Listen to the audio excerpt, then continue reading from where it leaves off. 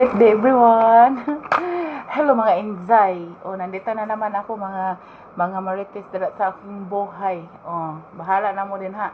Basta kay kung magtagalog ko, Bisaya ko. Basta kay naadyo ko freedom dirim dapitan no. Kaya ako amaning balay.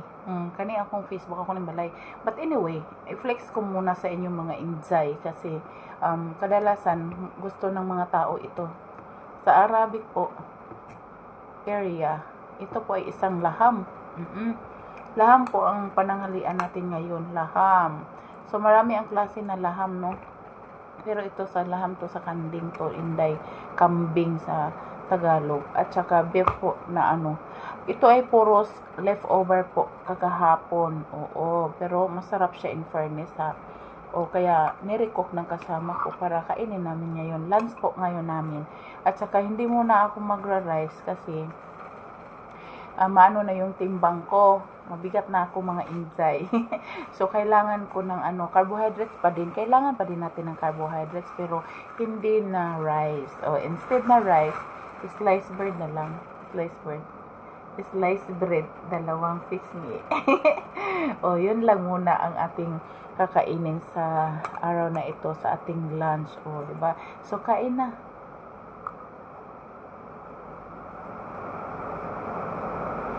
So, kain na po. Kain. May kayo.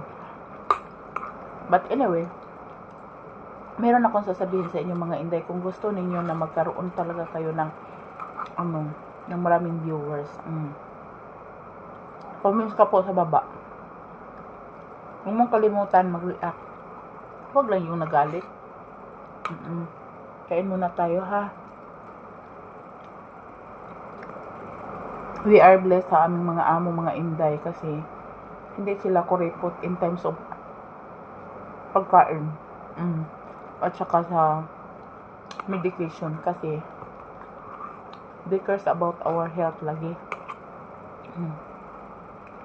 Ayun tayo.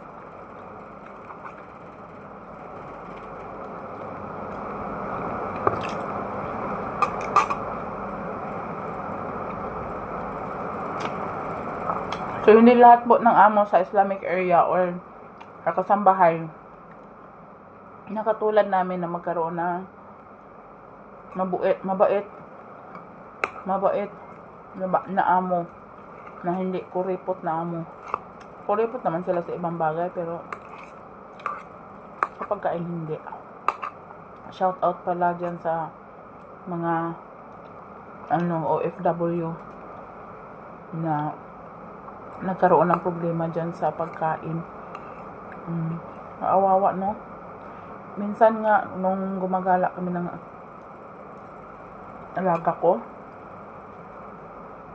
meron talaga akong encounter na Pilipina ba? Na nahirapan sa sitwasyon. Kasi daw, hahanapan pa sila ng mga natirang pagkain sa amo.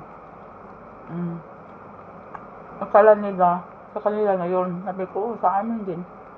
Pag ilalabas na yan, hindi na yan hahanapin. Amin na yan. Sa kanila hindi. Pahanapan pa. Lipstick po.